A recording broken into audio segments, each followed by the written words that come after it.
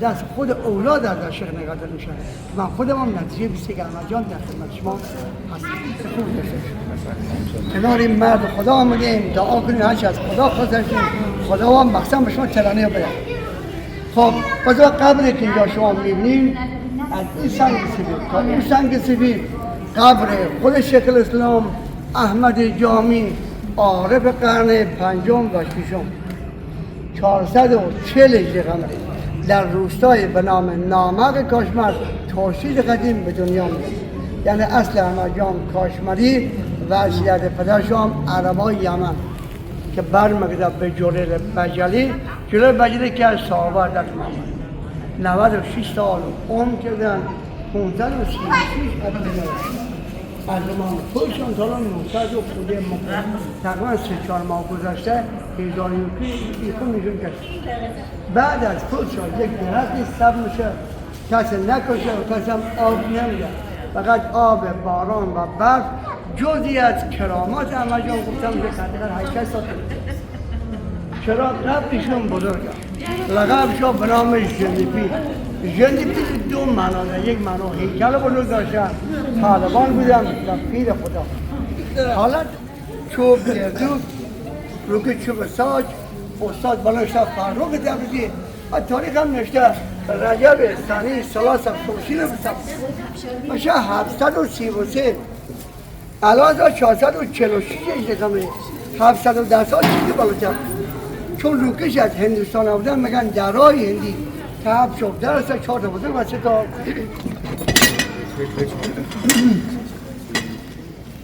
بفرمایید.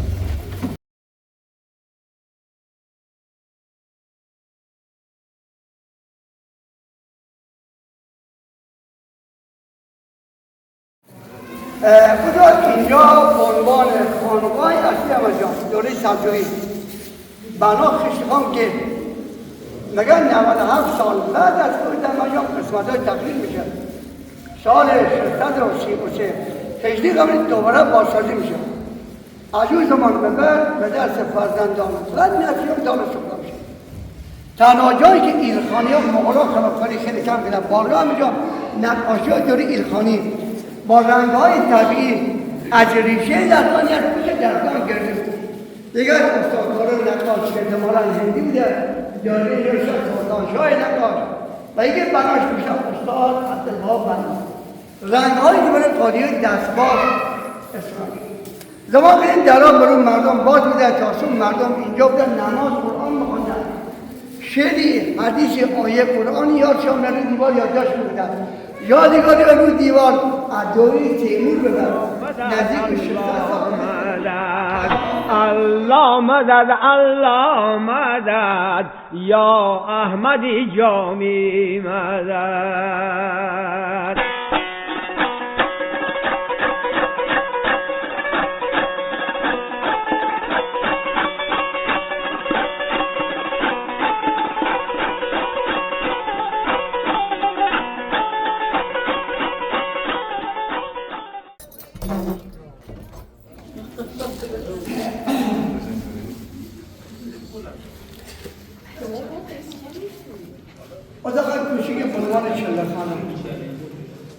اصل چلخانه 1 متر در 1 متر سقف سیاه آتش روشنمندی بوده گرماییش مقدار ساده مخصوصا در این مرکز روزه میگه روزه شد یا با خرما یا مرد گردو و نفس کشی انجام میدن.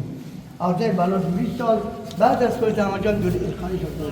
محرابی داریم در جهان بی‌نظیر کار استاد مسعود کرمانی.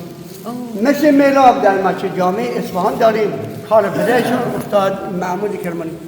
حاشیه محراب سوره نافتحنا نیم ستون 26 و 27 آل عمران نیم دایره داخلی 62 و 63 حضرت یونس بعد همه جا در قسمت بالاش با خط ریحانی سوره یاسین نوشته. سوره یاسین این زاویه شروع شده اینجا نوشته بسم الله الرحمن الرحیم یاسین.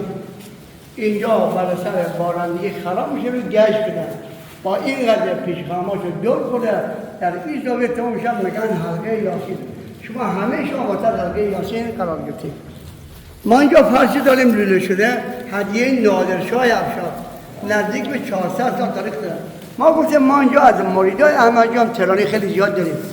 دورما قشنگ گنجاش آمینیم 2 سال پیش 3 سال پیش برای هزاره امجام یک خانم از تهران هدیه کرده به امجام با تیک پارچه کوچیک یا دوخته یا چسبیده چنین دورما قشنگ درست کرده که میگم نزدیک به 5 میلیون بگو هزینه شده. خب اینجا دبیر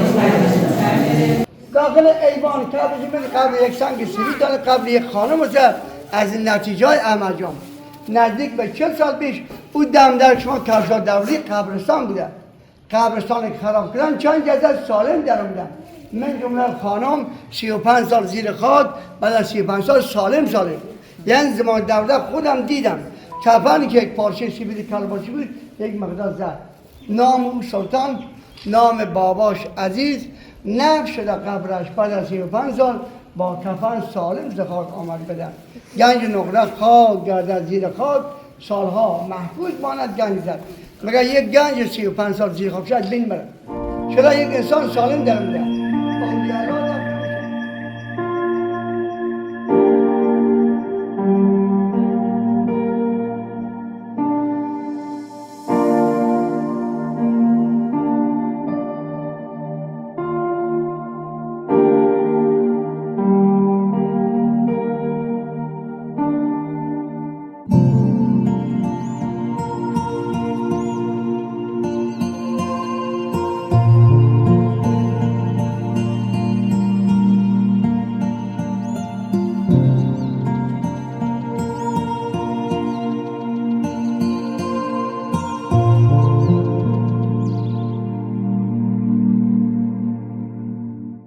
دایرمانه مرکز دایره هر شب مرکز دایره فاصله میگیرم اینجا یواش صحبت کنم اینجا یواش صحبت ما شنیدیم چرا گوشه اینجا صحبت این گوشه جوان بودن به گفته مهندسا و کارشناسا آدم‌ها مرقشی چارگوش 1 2 3 4 تبدیل کردم به 8 4 تمام با خود استقام مدمون ایجاد آمده و به گفته ما زیر پای شما نزدیک به 10 متخانه